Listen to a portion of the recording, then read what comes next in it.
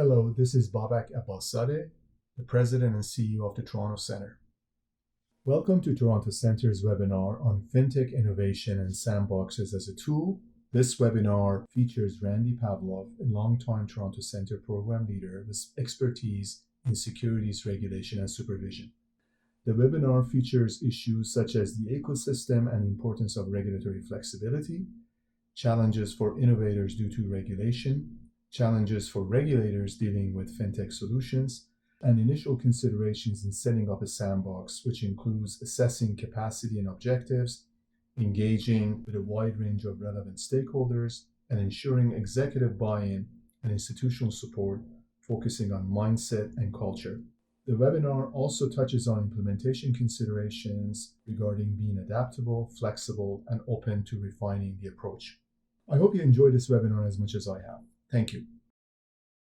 Hi, I'm Randee Pavalow, and today I'll be talking about using regulatory sandboxes and how it supports fintech innovation.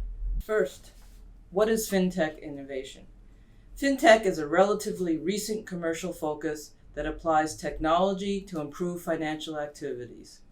It includes new applications, processes, products, or business models in the financial services industries.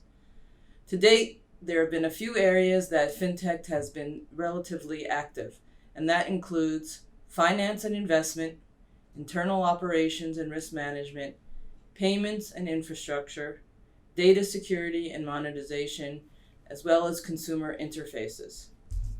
A KPMG report has reported that fintech investment surpassed US $31 billion in 2017 and has grown to US $122 billion over the last 3 years. Thus, you can see it is important in terms of both adding value and the amount of money spent on it. It's important for investors and the economy and should be encouraged. Now we want to look at some of the key elements necessary to enable it, as well as the challenges that are causing problems for innovators. So looking at the ecosystem.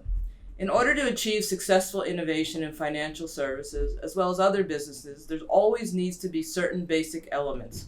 We call that the ecosystem, and it's important to have these elements in order to foster the changes in innovation. These elements include technical and managerial expertise, access to capital, cultural openness to risk and change, and a government regulatory environment which promotes initiatives that balance consumer protection and business development. We're going to be focusing on this last element, or the regulatory environment. So let's start by trying to understand what are the challenges from the innovator or business person's view. The regulatory framework is seen by entrepreneurs to be antiquated, cumbersome, and a significant impediment to innovation and growth. Why? Well, they think of it as a significant impediment because of the high cost of current requirements due to the fact that the historical objectives of investor protection and soundness of the financial system favor large incumbents who have the revenue to be able to support these high costs.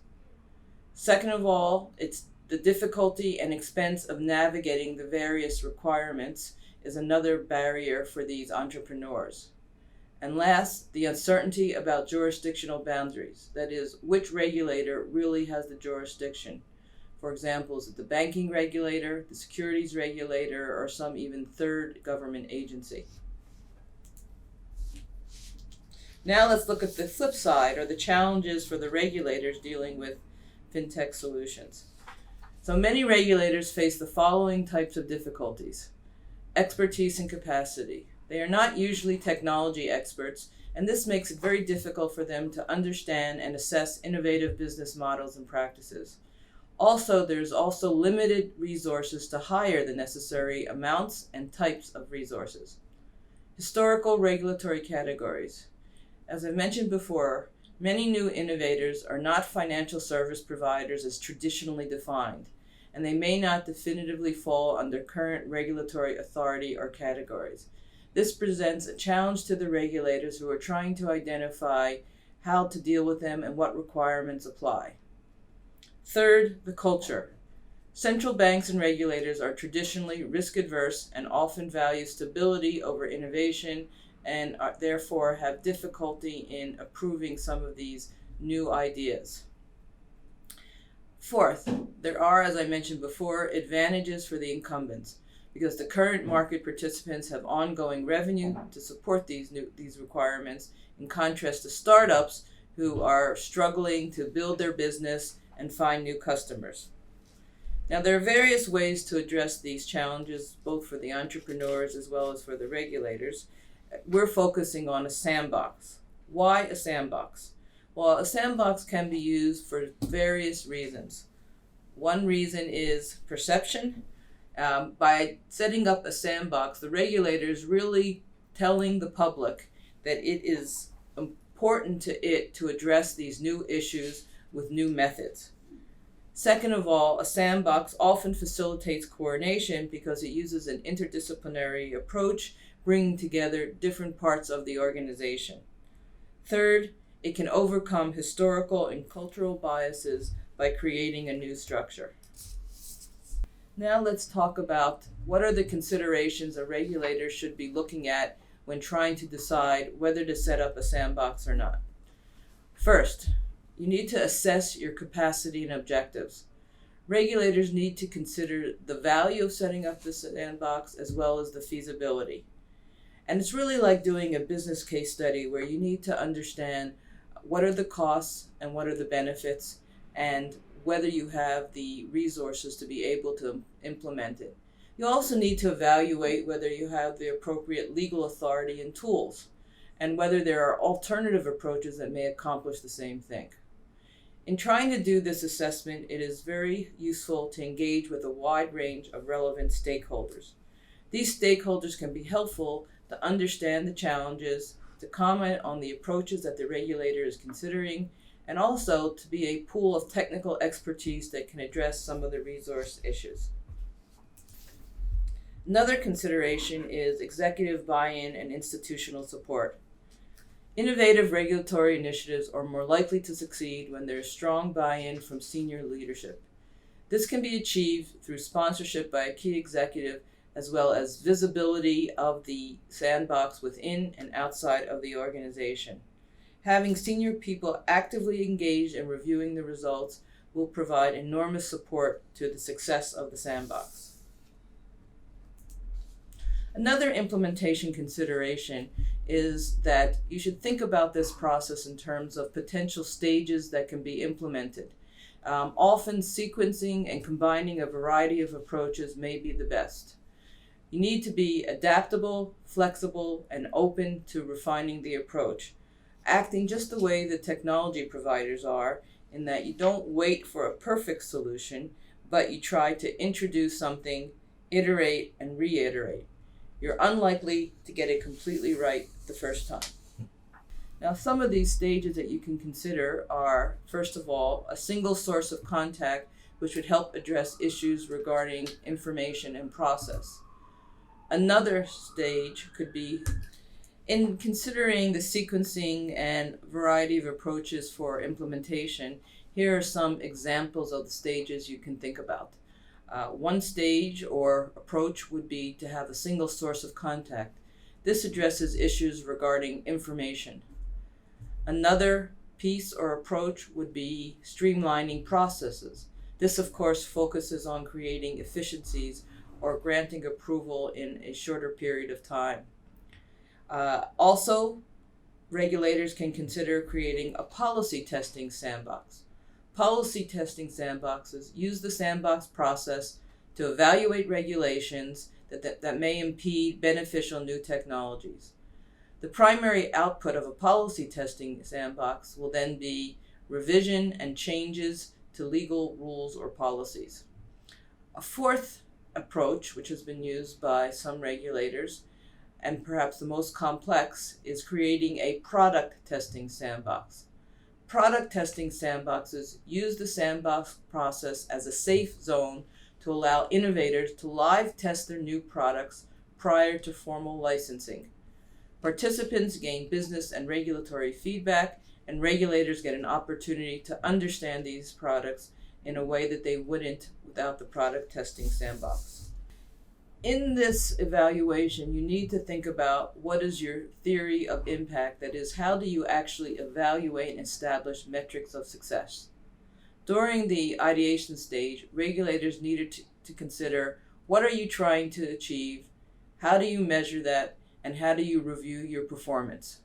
Establishing these reliable measures of success can be challenging, but regulators can start by devising a set of metrics to gauge whether their objectives have been achieved. Another important element is ensuring proportionality. Regulators should ensure that the demands on the innovators are proportionate to the risks. By focusing on the substance of services and the impact, rather than how they are delivered, regulators can proportionally respond to harm and minimize the regulatory arbitrage. Also, as part of this exercise, think about how you can use the sandbox to facilitate coordination and collaboration. This can be within your agency or between or among various different government agencies. Now, the next part of this presentation will focus on the components you need to establish your sandbox once you've made the determination. So this is the how. That is, you've decided to set up the sandbox. Now, what do you need to do to set it up? First of all, you need to establish your objectives, set criteria for access, identify and find necessary resources, establish the process, and then again, identify measurements of success and the necessary data to evaluate that. We're now going to go through each of those elements in more detail. So first, setting up the sandbox objectives. These are some examples of the objectives that you can be considering. First objective is an objective that focuses on information about the requirements, the relevant regulators, and the process. The second objective focuses on faster and efficient decision making, and it allows the innovators to bring their ideas to market more quickly with less cost. The third is removing barriers. This objective focuses on the means to encourage innovation by enabling novel ideas and reducing the regulatory requirements that act as barriers to these new ideas. This can be done on a temporary or permanent basis. The last one is enhancing access to capital for new businesses. Regulatory risk is a key challenge for entrepreneurs. This objective focuses on addressing the risks of regulatory uncertainty and helps reduce the risk for the entrepreneur to raise capital to support the new business models. Now you're setting up this sandbox, but you have to decide how to focus your resources and who should be able to use the sandbox. Here are examples of criteria that have been used by other regulators in establishing filters for the use of the sandbox. 1, does the new idea or innovation have an innovative use of technology that disrupts current offerings? Is there some evidence of consumer benefit or increased efficiency or competition? Has there been evidence of regulatory uncertainty about whether the regulations should apply, whether there's overlapping authority, and what are the appropriate requirements? Have regulatory barriers been identified and need to be addressed? So you've created the criteria which establishes who will have access to the sandbox. Now you have to make sure you have the right resources to address those issues.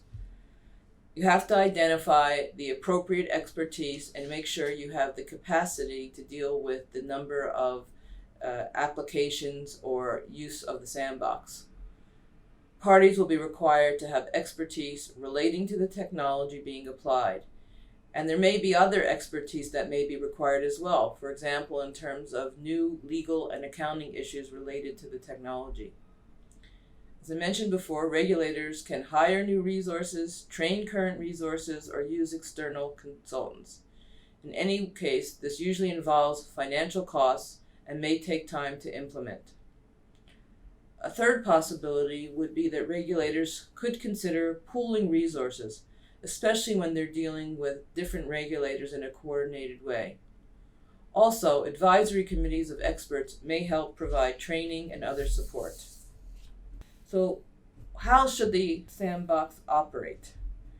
I think the process that you use depends upon the objective that you're trying to achieve. So for example, if you're trying to address access to information, you're going to focus on processes that will include communications, whether it's meetings, events, and informal guidance. If your objective is to get these new ideas to market faster, then you're going to look at streamlining your current processes or creating new ones. You should consider modifying the traditional approaches, which usually includes first an analysis of the business model, identification of current regulatory requirements, and then a decision whether any relief is needed or justified. If you're removing barriers, often the best approaches will focus on policy testing or product testing. This may involve more time because when you're doing a policy testing process, the impact can be much broader because it often will apply to more participants than just the participants in the sandbox. Important to this whole thing, though, is attitude. If you do not have an attitude of openness when addressing these issues, then it will impact the level of trust between the regulators and those being regulated. So creating that culture of openness in any of these processes will be very important. Now, moving on to the measuring of success. So as I mentioned many times, because I think it's really important, you need to understand what your objectives are and how you're measuring success. Now, the measurements of success should be identified when you're establishing the sandbox, because you also need to identify what data needs to be collected and how you're going to report the results. Measurements in any business need to be linked with the objectives. So I've given you some examples of the related objectives and how you might measure them. For example, the information concierge. One measurement would be to look at the number of requests for advice or information that have been responded to.